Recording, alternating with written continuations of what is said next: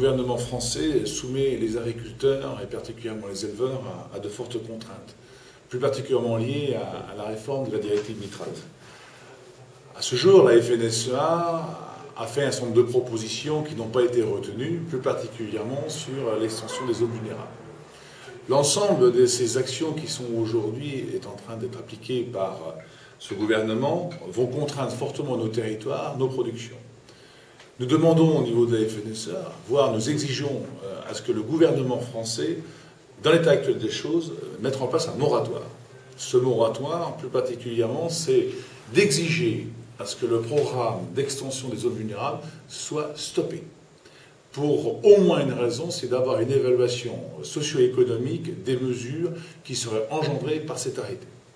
La deuxième demande que nous faisons sur ces points, c'est effectivement d'avoir une évaluation précise sur l'impact économique et social que donne toute réglementation excessive. Je rappelle que l'agriculture française s'inscrit dans un cadre communautaire et que la réglementation française à ce jour est de plus en plus exigeante. Enfin, nous demandons aujourd'hui des mesures de protection pour l'élevage français. L'élevage français risque une disparition liée aux ces contraintes environnementales, quel que soit son territoire et son lieu de production. C'est aussi un risque majeur de déséquilibrer effectivement l'économie agricole de nos mêmes territoires. Enfin, nous appelons au niveau de la FNSEA, mettre en place une politique de développement durable s'appuyant sur un triptyque qui est le développement économique, la protection sociale et la protection de l'environnement.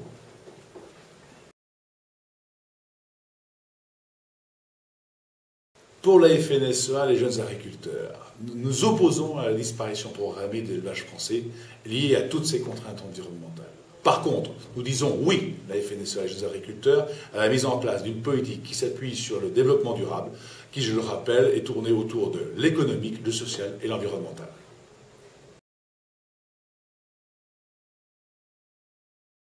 Depuis de nombreuses années, nous défendons, comme l'a rappelé Pascal Ferré tout à l'heure, que les exigences environnementales soient compatibles avec le travail sur nos exploitations agricoles, que les exigences environnementales soient compatibles avec nos pratiques agricoles.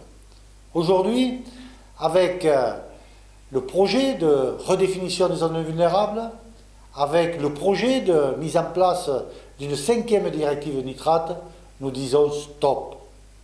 Nous disons stop parce que tout ça se décide dans des bureaux parisiens.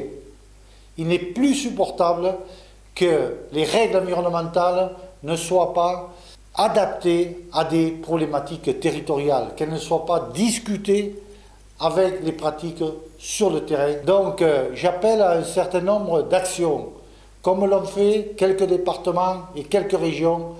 Je vous invite à aller manifester votre mécontentement avec vos tracteurs, avec vos délégations, auprès de vos parlementaires, auprès des préfets, pour leur dire non, nous ne pouvons plus suivre ce travail qui est aujourd'hui engagé.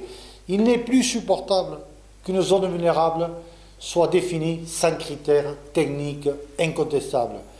Il n'est plus supportable qu'un calendrier d'épandage soit défini dans des bureaux parisiens. Ce n'est pas acceptable que dans les zones de pente au-delà de 7%, c'est-à-dire qu'on empêche aux agriculteurs de moyenne montagne d'épandre leur lisier. Comme il n'est plus supportable qu'un agriculteur qui a investi dans un stockage de 4 mois, on lui demande le lendemain de le porter à 6 mois. Donc, première action, le faire savoir publiquement. Deuxième action, nous irons rencontrer les directeurs de cabinet du ministère de l'Agriculture et du ministère de l'Écologie.